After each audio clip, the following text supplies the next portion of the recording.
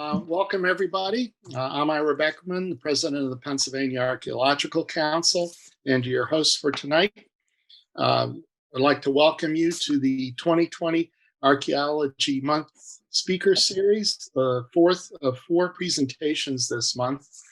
And tonight we are going to be doing something special. Again, featuring two speakers talking about a wonderful site called Pandenarium. I'm going to let them talk about the site, but it will give me a chance to talk about the speakers first. First of all, we have Angela Jaillet-Wentling, who is a PennDOT staff archaeologist.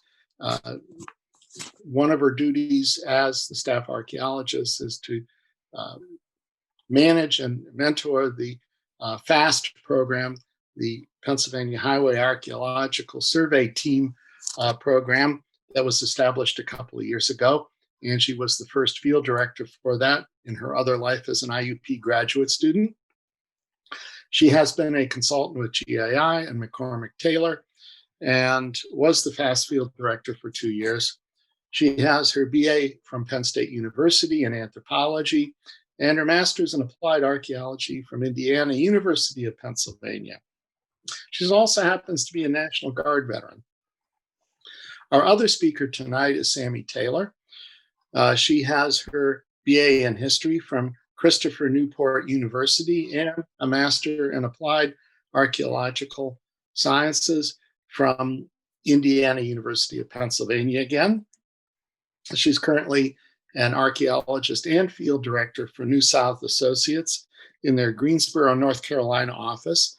And her areas of interest include the African diaspora and 19th century farmsteads.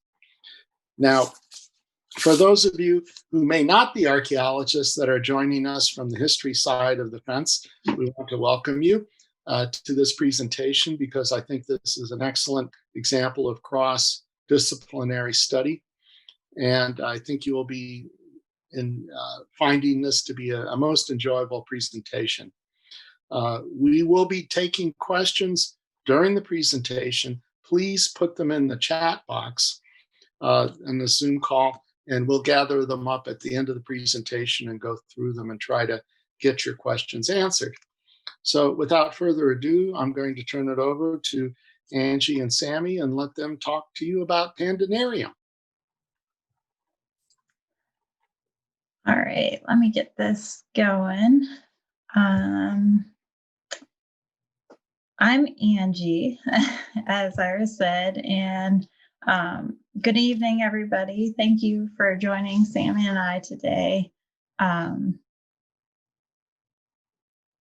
welcome to our presentation, Expanding the Narrative, Linking the Past to the Present at Pandenarium, Site 36, ME 253. As I said, I'm Angie, and Sami can speak for herself. I'm Sami. And so Ira did a really good job of introducing us, so I'm not going to waste any time on that. So in thinking about what I in particular, and I know Sami wanted to say, and what we kind of want everybody to have as a takeaway with everything that's going on in the world right now, I thought what I wanted most for people to walk away from this presentation with is this idea that the more voices in the telling, the better. So in our years of research, we've worked on lands that were ancestral to the Delaware Nation, the Delaware Tribe, the Erie, the Haudenosaunee, the Seneca Nation, the Osage, the Shawnee, all of that prior to their removal. And then later we see occupation of European Americans as well as the African American community, and then subsequent occupation from that point. And I don't want that to be lost. I want to recognize, and I know Sami does too, that these people lived here and they live elsewhere today.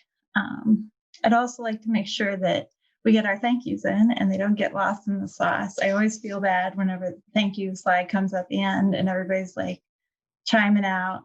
But I think it's really important, especially in collaborative studies like this, to make sure that we say thank you.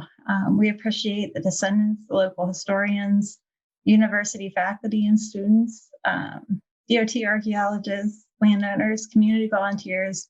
All these folks have lent their thoughts, words, and sweat to the work out there. So also PAC for hosting us tonight, and the viewers. I really appreciate you guys tuning in. I know everybody has a busy schedule, and so we really do appreciate that. I don't know if Sami had anything to add there. I'm sure you summed it up pretty well. Okay. But yes, this slide just has, I have it again at the end, but these are a lot of the people that have personally volunteered their time. So I really do appreciate that. So to help everyone at home kind of keep up with or preview what we're planning to cover tonight, this is it in a nutshell. So archaeology at Pandenarium began in 2010 and to some extent continues today. So making that 10 years of archaeological exploration and investigation at the site of the community, where 63 African-American men, women, and children arrived on November 12, 1854, having previously been enslaved on a Virginia plantation. So in many ways, the archaeological investigations have focused on what written histories of the community have not.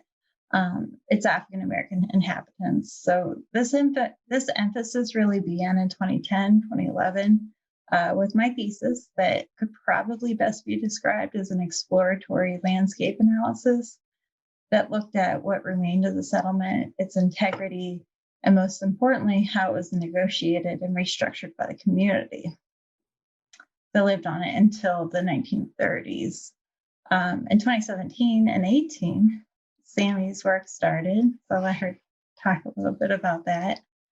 So in 2017, I decided to do a comparative ceramic analysis, kind of building on the foundation that Angie had set out for us in 2011, and I kind of honed in what I was looking at to a specific household, the Allen household, which we'll talk more about later, and kind of set Pandenarium up for a more comparative landscape in the sense that I compared it to other sites in the region, other sites across the Mid-Atlantic, similar sites demographically and socially. So that kind of paved the way for us to look at Pandenarium as an African diaspora site, but also as a site local to Mercer County, Pennsylvania. Yeah, so following Sami's thesis, we submitted Pandenarium as a site to the PHMC's marker program, and it was accepted in 2019. So following that, there was a ceremony, and then it was installed this past June of 2020.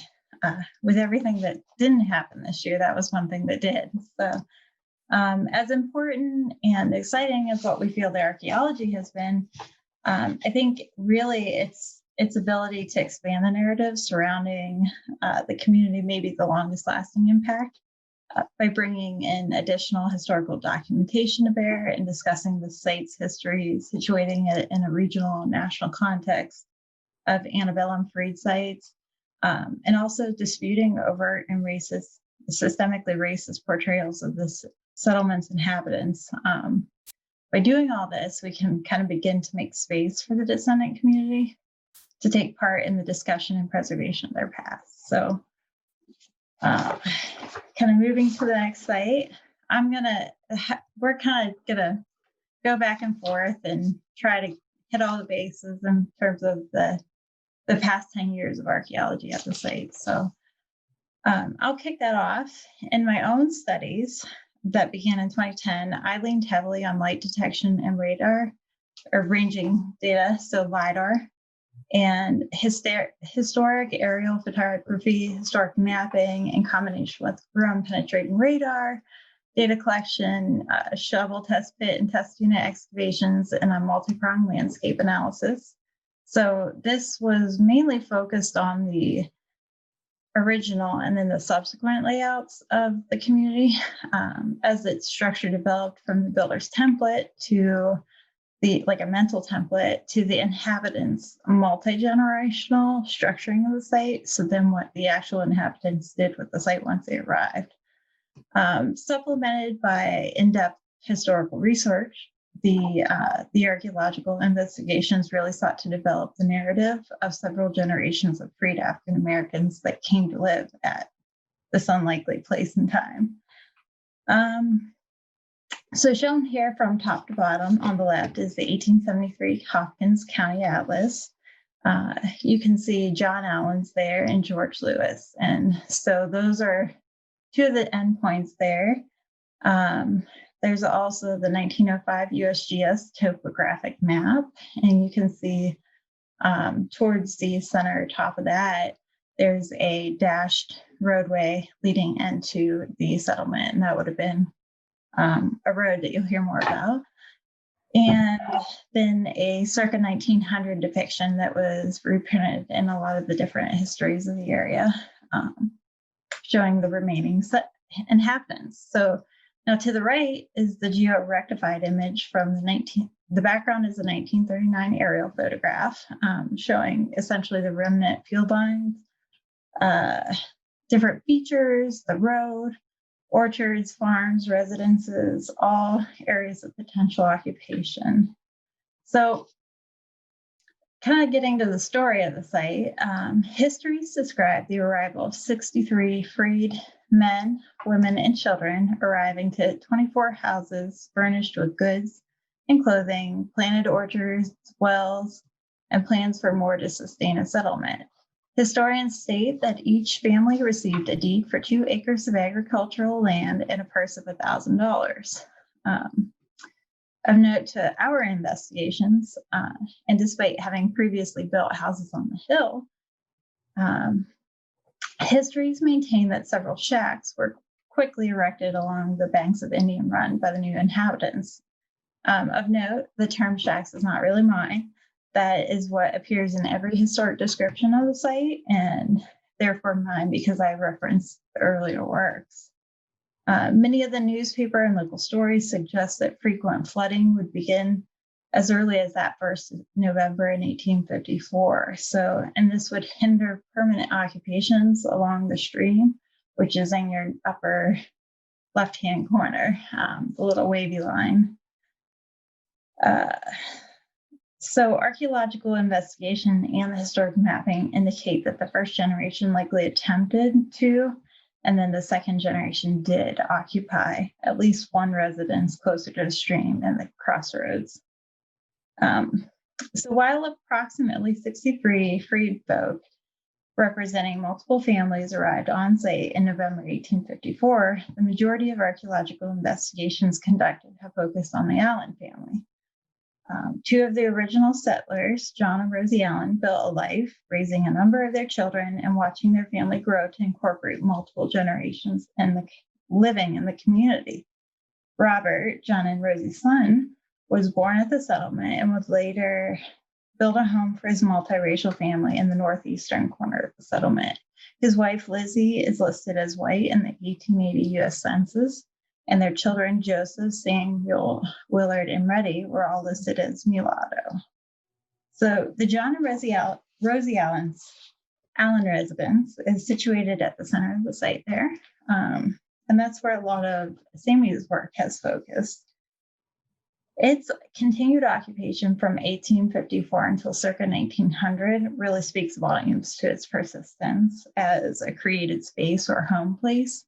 Kind of after bell hooks in 1990, but while also placing it in the heart of the later settlement. So as opposed to being one among many houses along the interior roadway.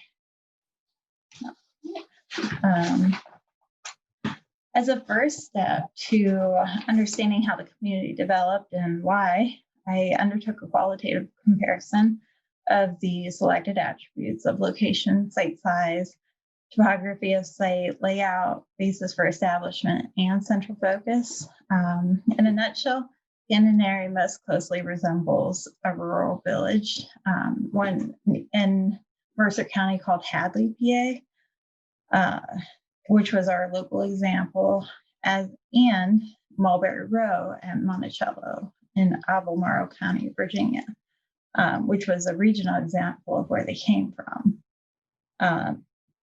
and just down the road from the plantation where they did originate, which was Belmont. So the settlement similarity to Hadley was really its location, site size, topography, layout, and its basis for establishment. Now, it most closely resembles Mulberry Row in its topographical location, so where it sits on landscape, its spatial layout, how it's laid out, its basis for establishment, and its structural orientation along one side of the road. So the slave-holding Everetts, which is the family that owned the plantation, manumitted the enslaved in 1848, providing motivation for the establishment of the community as an initial ideological impetus, and financial backing for the endeavor. But it was really a handful of Northern abolitionists acting with a mental template of what a Northern town looked like in their mind that actually built the original layout. Led by local abolitionists and landowner John Young, the abolitionists were tasked with the construction of the settlement. So once they had it laid out, upon the arrival of the freed African Americans, they really immediately began renegotiating the landscape of the structured settlement. So where the ideas of the Southern planters and the realities of the Northern abolitionists left space, the incoming African Americans make place. They went to the additional effort of building homes along Indian Run, despite the purported 24 houses along the road uphill. So the question then becomes why? With the original structures placed along the historic road, the inhabitants were essentially, and I'm going to flip back one to kind of show this again, with all of the inhabitants essentially contained within the settlement, similar to the setup of many slave rows. The primary route out of and into the site structures would have been this historic road. One possible motivation for the building of structures along the stream was its proximity to the external roads. So the ones that you see in the upper side of the map there. That would connect the site with the community outside of Pandenarium as well as the water. Rather than live in structured isolation along the road or segregation, the African American inhabitants essentially chose integration. Floods following their arrival likely put a temporary generational halt to that, but additional attempts to live along the seasonally inundated stream banks would continue in the second generation. So it was this second generation of Allens, Robert and Lizzie Allen's family, that would build a new home at the crossroads, slightly set back and at a higher elevation from earlier attempts to build along the stream. So Bob, Lizzie, they raised their family there, which would become the third generation on the boundary of two communities. So one specifically designed for free African Americans, and one inhabited almost exclusively by working class European Americans in rural Mercer County, Pennsylvania. So the artifacts that we recovered from the Midden feature associated with this family residence represents a habitation of over 60 years. The detritus of everyday life recovered from the Midden includes buttons. You can see some of the photos here. Leather, partial bakelite comb, graphite pencil, a part of a toy tea set. All of these things paint a more complete picture of people that would have inhabited Pandenarium for a time and then moved on in the 20th century. Taken together, the archaeological remains really uncover multiple generations living in a place of shared space as a community, countering traditional newspaper accounts that prematurely erase Pandenarium from the landscape. The structuring and then the restructuring of that community over several generations shows that the inhabitants negotiated like an intersectional role in the local rural economy, not as enslaved peoples or like their European American neighbors, but as free African Americans in the antebellum period. The agency of the Allens and their families living at this settlement is evident in their choices to integrate and expand their community. So, which I think segues really nicely with Sami's questions and her studies. So, as I mentioned earlier, I conducted a comparative ceramic analysis at Pandenarium. This began in 2017. I knew I wanted to continue research at Pandenarium, and I kind of decided to combine my interests, which were comparative ceramic analysis, with the site. And nothing quite like it had been done yet. Angie had done the landscape analysis, but there hadn't been anything tying the material culture of the site to other similar sites. And so after looking at all the available information and reading over Angie's thesis, I decided the most logical step was to pick a single household to focus the comparative ceramic analysis around. And I decided that John and Rosie Allen were the perfect people to do that around. They were kind of the center of the settlement. Not only were they actually in the center of the settlement, as you can see on the map, but they were kind of figureheads for the early settlement. As Angie mentioned, they lived their entire life, or they lived out the remainder of their life there, raised their children, and their descendants would remain in the area. And Rosie was also often referred to as Aunt Rosie. And there's also record indicating that they might have run a shop, or that they held prayer and religious services out of their house. So I kind of decided that this was the best household to pick to do this analysis. But as after Angie's thesis, there was only one shovel test there with data. So I decided, okay, I have to plan further excavation around the half-cellar foundation, which is pictured here. And so we excavated a total of 29 shovel tests and 2 1 meter by 1 meter test units around the foundation. They were laid out in 2 meter intervals about the foundation, and the 2 test units were placed judgmentally based upon the results of the shovel testing. And in total, we recovered 6,316 artifacts, and 1,327 of which were ceramic fragments. So I felt that was enough to go forward with the ceramic analysis. Next slide.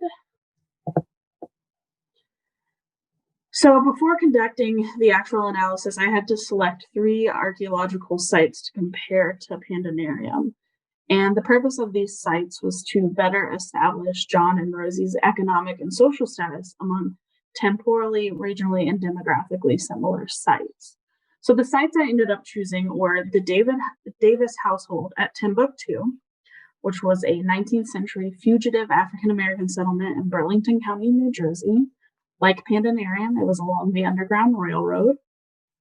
And Mulberry Row Structure 2, which was an early 19th century structure along Mulberry Row at Thomas Jefferson's Monticello in Albemarle County, Virginia. And as Angie mentioned, this was quite close to Everett's plantation, which was Belmont Plantation, where John and Rosie had once lived as enslaved people. And I also chose Old Economy Village, which is a 19th century German harmonist society in Beaver County, Pennsylvania. And I chose this as a regional control site. As you can see on the map, it is significantly closer to Pandenarium. So I was hoping that we might see some regional characteristics through that comparison. So Timbuctoo was chosen to compare Pandenarium to other contemporary African diaspora sites in the Mid-Atlantic. Mulberry Row was chosen to compare to what was going on at contemporary slave sites in the region, and more specifically in central Virginia, where the Allens would have once resided. And then Old Economy Village was chosen as the geographic control site. So if you could go to the next one. So I chose to consider several variables when making the analysis. Sherd type, which referred to whether it was a rim, base, or body sherd. Ceramic typology, so that's whiteware, pearlware, or any categorization like that. Form, which referred to whether it was a cup, bowl, plate, etc. And then decoration color, and then pattern type. I also ended up looking at ceramic cost index, defined by Miller in 2000, and then the Shannon-Weaver Index of Diversity, which is typically applied to archaeological remains. So looking at these statistics, I ran both a chi-squared and Kramer's V test to determine the similarities and dissimilarities between the categories, between each comparative site. So on this table, you can see the lower the number, the less dissimilar the sites are. So essentially, the more similar they are. As you can see from a summary of the data, all the sites were fairly similar, and this is probably due to mass production of ceramics during the 19th century. However, Pandenarium and Timbuctoo were notably more similar than the other sites, especially concerning decoration color, pattern type, and ceramic cost index, as you can see in the opposite corner of the slide. My conclusions were that all the sites were pretty similar, and that was mostly due to mass production, but the similarities between Pandenarium and Timbuctoo are likely due to several factors, including the opportunities or lack thereof afforded to both freed and fugitive African Americans during the mid to late 19th century. Though the residents of Timbuctoo were legally fugitives and those at Pandenarium were free in the eyes of the law, both of these communities were probably viewed similarly and treated similarly by the surrounding white society. Socially and economically, both communities would have had to overcome hurdles as a result of their race. Nevertheless, both the Allens and the Davis families were able to persist through hardship and establish a footing in a white-dominated society. And these similarities were likely reflected in their economic output, and thus the ceramics they were able to purchase and those that they might have brought with them from their enslavement. And next slide.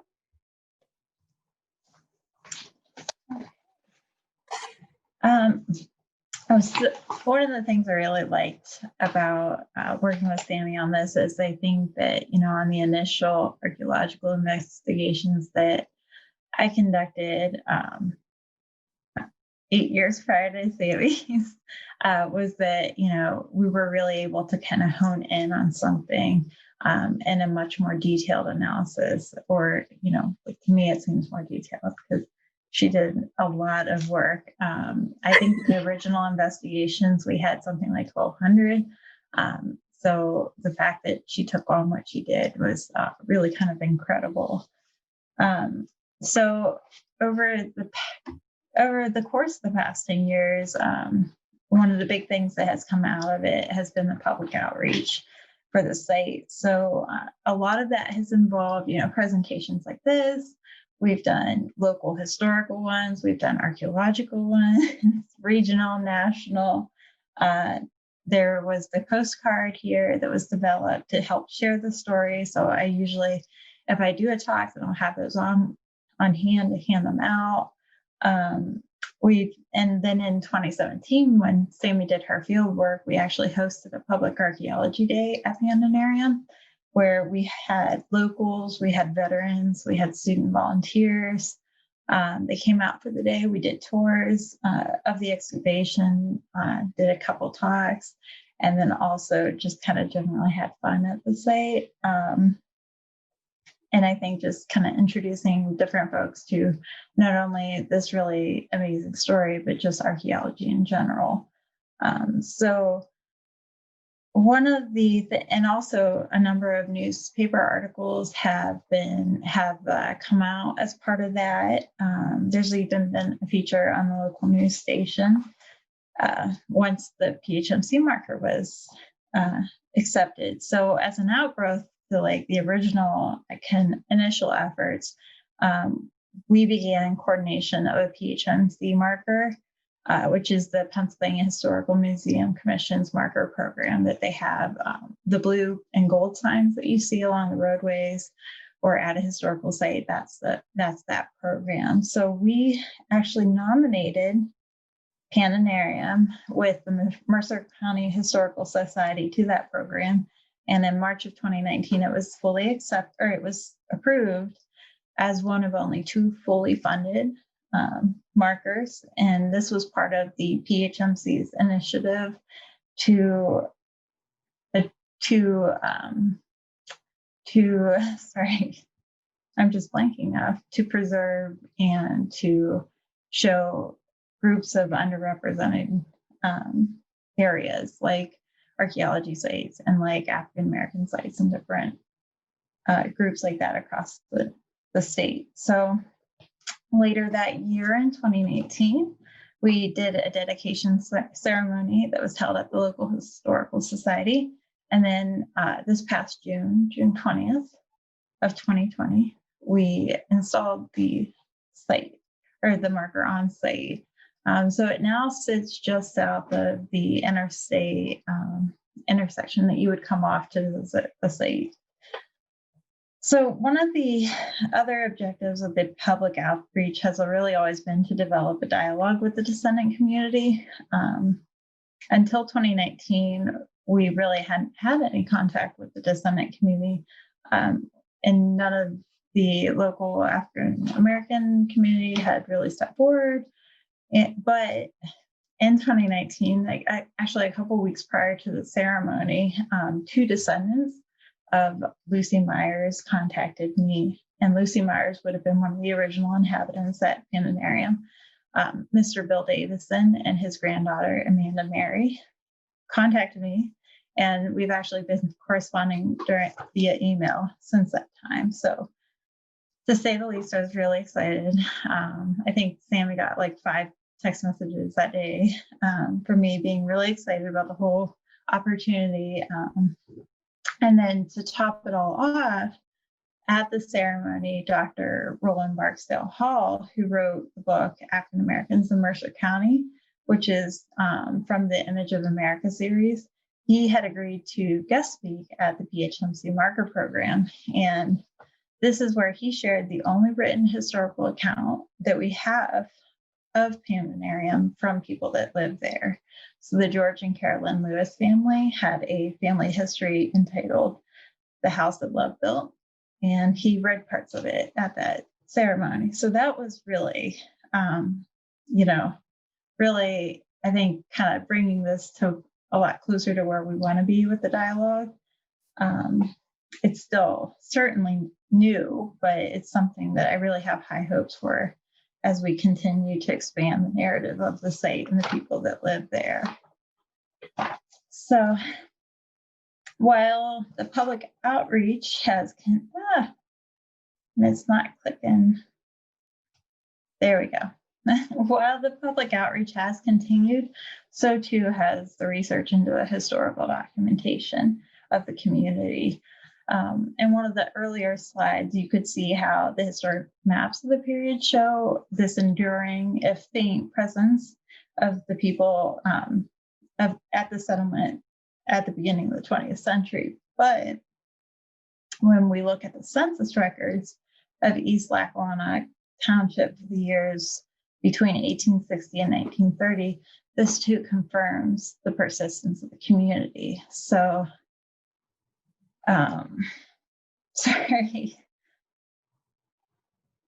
I always have to write things down because I'll just go off on these awful tangents. But this really, I think if you look at the data and you see as the population, the first, the second, the third generation, it really does confirm the persistence of the community as opposed to what you read in a lot of the historical accounts that appeared in newspapers and county histories that say that, they're gone by the turn of the 20th century.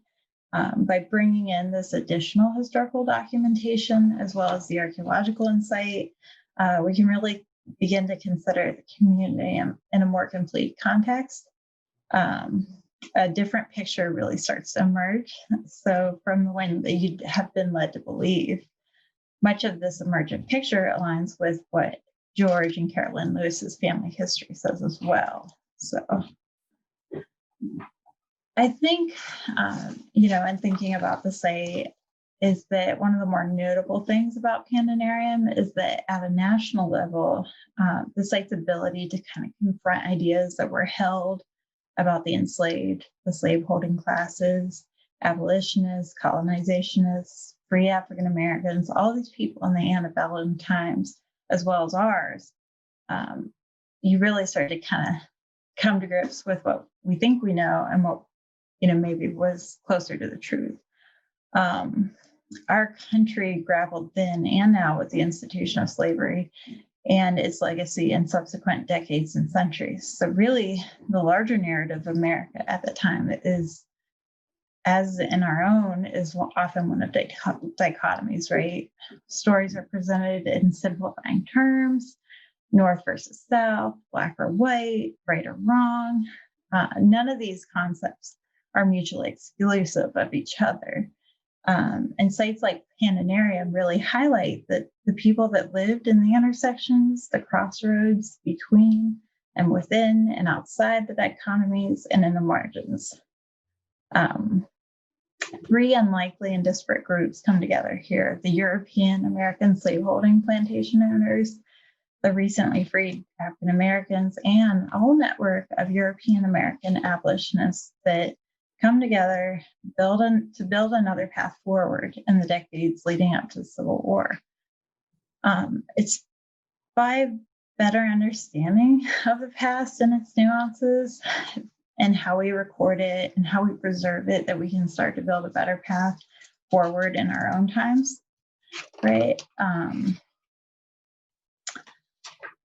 So building that path means recognizing potential for harmful bias in the historical record and ensuring that we're not part of its continuation.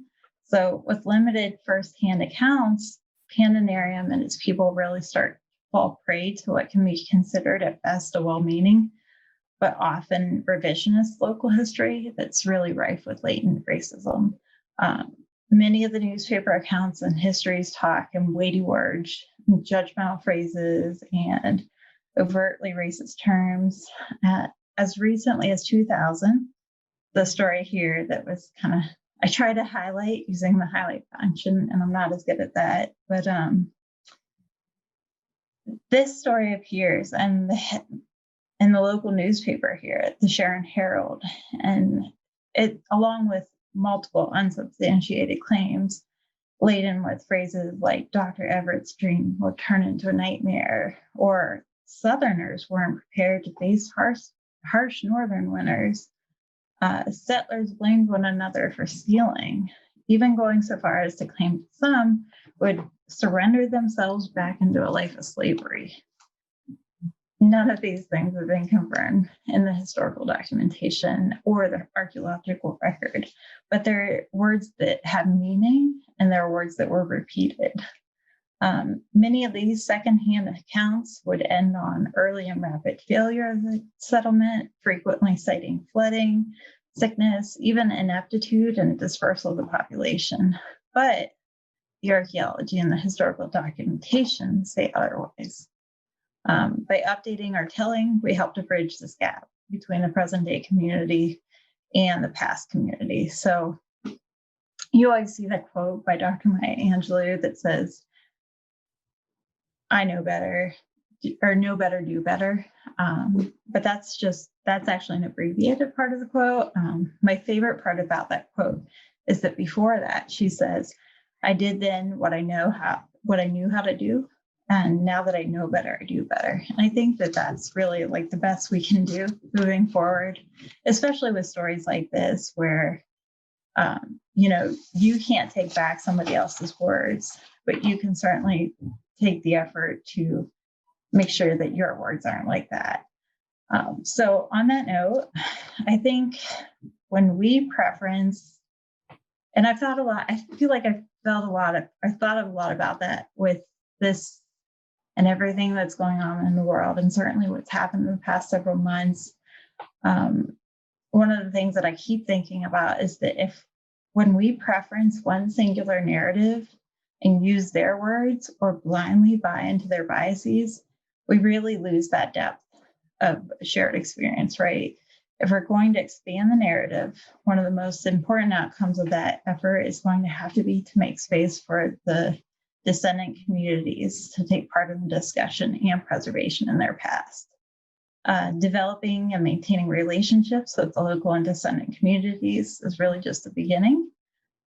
We need to focus and incentivize our preservation efforts, like was done with the PHMC marker program,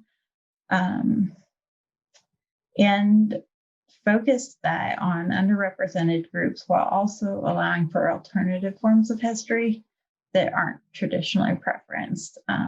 If there isn't a space for others to tell their stories, then we need to make that place, much like the 3 disparate groups did at Pandenarium 166 years ago. So on that note, unless Sami has anything she'd like to add, I think we're kind of at that point in the presentation where I think Hannah and Ira have been monitoring the situation in the chat room. So I don't know if we have any questions or anything like that, or if Sami has anything she wants to add. No, I think we can move on to questions.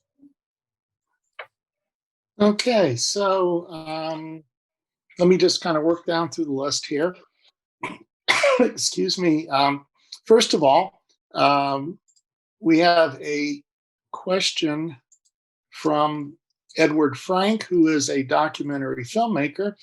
And the question is to you too, would you be interested in having a documentary film made about the site? I'm actually going to ask that one publicly, but I'm going to suggest that you actually talk with Ed Frank offline here, because that sounds like a discussion that may take some time and would be worth having at your leisure.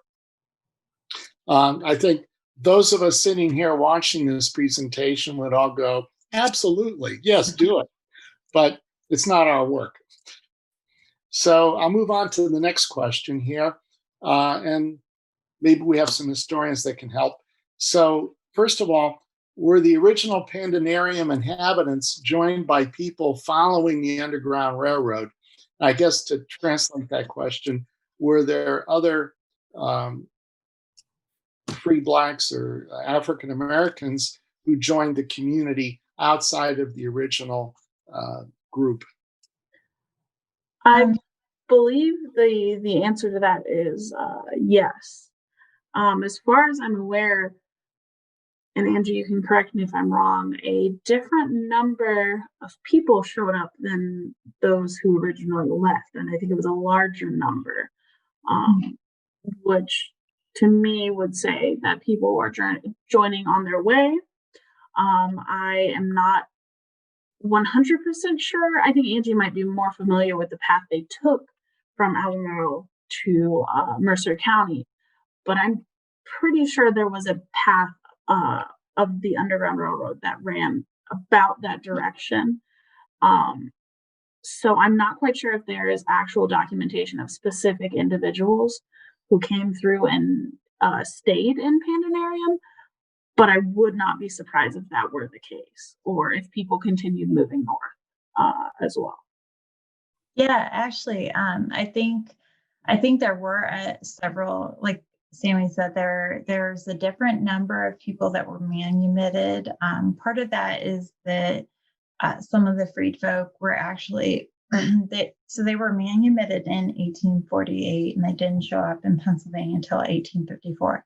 Part of that is because with the funds that they were given, some were buying back the freedoms of their family members in other local nearby plantations. And also, we think that they were joined along the way.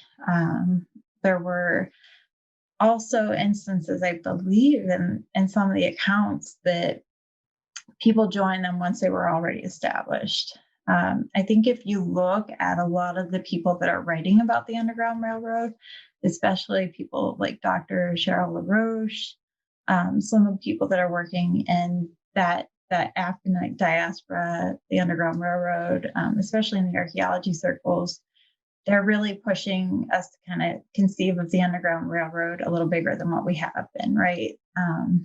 So Cheryl LaRoche in particular talks about this idea that you would essentially overlay a map of known Underground Railroad sites, and you can just start to assume certain things. Like if you have a nearby AME church, or you have a freed settlement like Pandenarium, and there's a local route that would have gone through, or you have a nearby abolitionist, you can start to assume that there was Underground Railroad activity. But the nature of the Underground Railroad being what it was, which is like an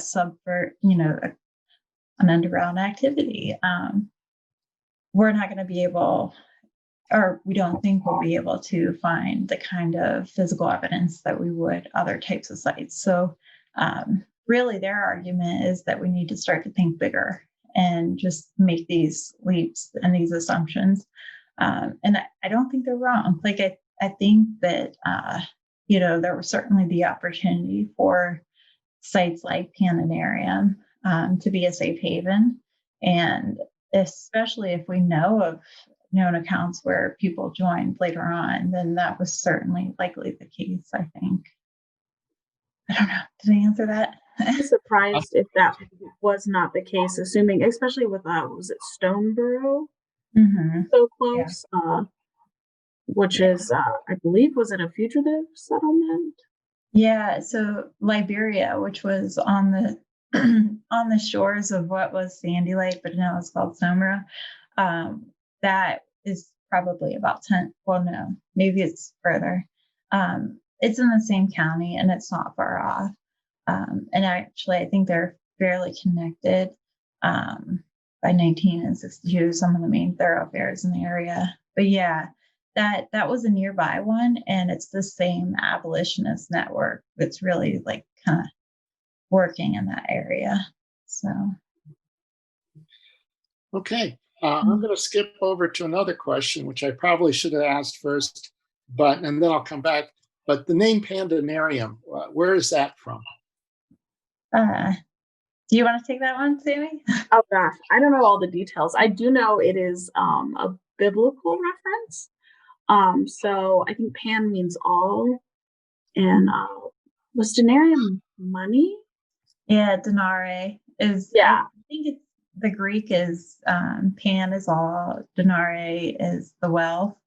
But there's also been. Well, first off, we think Pandenarium is a 20th century term that was coined by the local historians that were writing about the place. Like, we don't really know, other than home, what the inhabitants of the community would have called it. And, there are some people that have said, was it ever really a community if there wasn't, a name that they gave it? Or one, we don't know if they had a name, and two, like that's a very restrictive idea of what a community is. To like rely on the fact that like that's putting our assumptions of what a community is or was onto that place.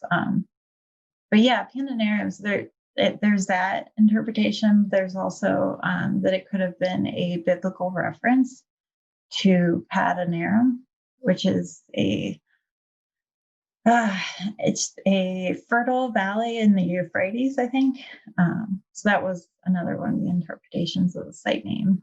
And so since that's what everybody's always called it, that's kind of where we went with it with the archaeology. Yeah, it definitely just seems like, from what I understand, a bunch of positive connotations come with the name. Okay. Yeah, all the wealth, the Green Valley. Mm-hmm. All right, coming back to the Underground Railroad, there's a question: is there a good reference for Underground Railroad sites in the northern suburbs of Allegheny City or Pittsburgh? So I actually Googled this one on my phone real quick because I have an excellent book and could not remember the name of it when I saw this question pop up. So The Underground Railroad in Pennsylvania by William J. Swetala is an excellent source. I cited it a lot in my thesis, and there's a lot of maps. And you can even see in the maps in that book that it just goes straight through Mercer County. But there are also a lot of resources all throughout Western Pennsylvania about the Underground Railroad. I can't remember exactly where, but there are places in Pittsburgh and in Allegheny County that were stops, or I'm pretty sure there's not a tour, but I think there's like a trail type thing you can follow, like a virtual tour maybe, of the Underground Railroad that runs through the Pittsburgh area, which is really cool. Yeah, actually, the Mercer County Historical Society has a walking tour that they do. And then actually, I see in the comment box, Linda brought it up. There's a marker for the Freedom Cemetery that's in Stoneboro, Pennsylvania, and that's another really that was the only other African American marker that was in Mercer County prior to Pandenarium. And I actually grew up right down the road, so I knew about all that stuff, but I'd never, like in the years that I grew up in that county, literally less than 10 miles away, I had never heard the story of Pandenarium. We all grew up knowing or being told about the abolitionist presence, like always kind of countering that with the knowledge that I think in 2005, there was a KKK rally on the steps of the county courthouse. Despite all that they, it was a really proud point in Mercer County that we had this abolitionist history, and then you just don't see stories like this come out of that. But as far as really great references, I'm not aware of any other than like the ones that Sami say that are more like about Pennsylvania. I'm not aware of anyone specific to the city of Pittsburgh. There are some really great resources in the northern, like in the hills, and there's one that the genealogist group put out for like some of the upper townships in Allegheny County that are more for the cemeteries, but they're still, I think, a really great resource. They reproduce some histories, and they also do things like, in the cemetery, such and such was buried. So I think that's another thing to kind of look at, because while these people were there, we can see them on maps and we can see them on census records, but they also show up again in the local cemeteries. So like John Allen, he and a couple of the other inhabitants are buried a couple miles down the road from Pandenarium to this day. So. Okay. Another question. So Pandenarium on its surface appears to be an outlier, a one-off, unique and historical narrative. Excuse me, kind of the round peg in the square hole. But is it really? And how many other Pandenariums might there be out in Northwest Pennsylvania that we simply don't know about? How about Pennsylvania? Or Pennsylvania. Yeah. So, and Sami probably knows about this too, but in my thesis, I talk a lot about like just kind of establishing a historical context. And there was this whole movement that a couple of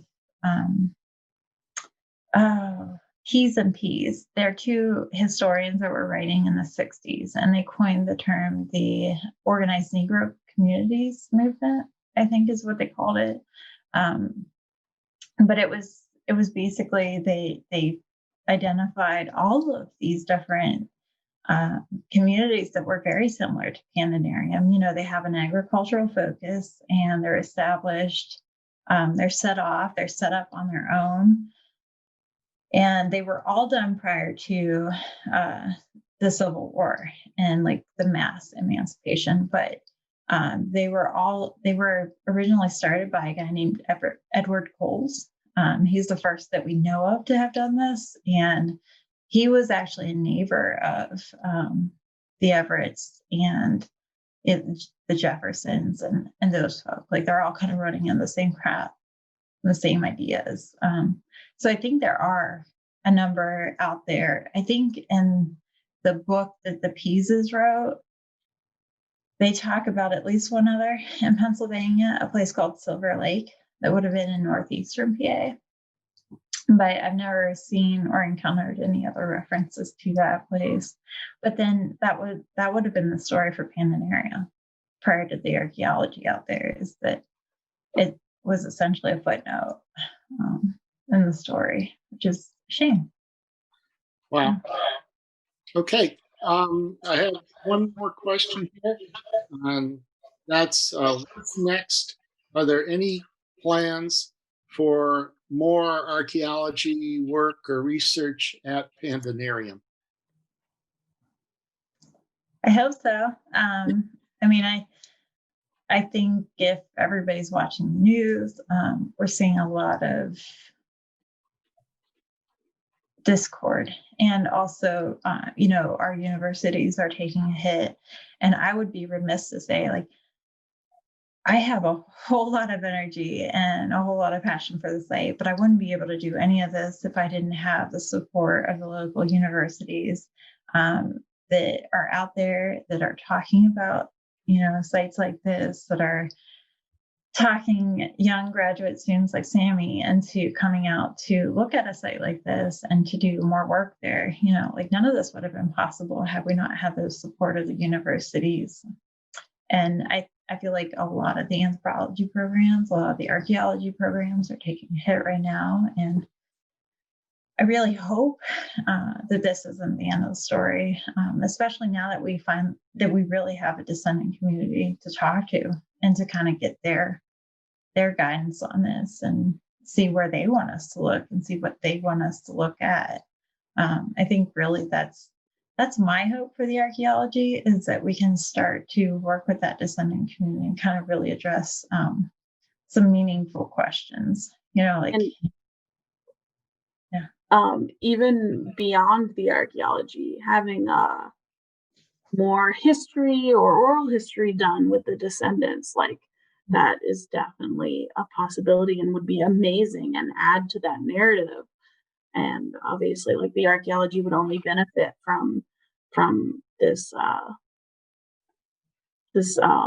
diverse approach to the site. I mean, there's a lot that can be done outside of just archaeology that the story of Pandenarium could really benefit from.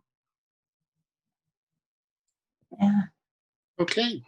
Well, thank you. I guess where this all is leading, I suppose, is a rethinking of what in fact is history and what are the tools of history. And maybe it's time to stop siloing disciplines in the academe and start talking about history writ large, to include all the tools that might be brought to bear, and stop focusing on whether it's written versus whether it's under the ground, and just start talking about the storytelling. All right, that's my 2 cents here. Well, I want to thank you both for a delightful presentation.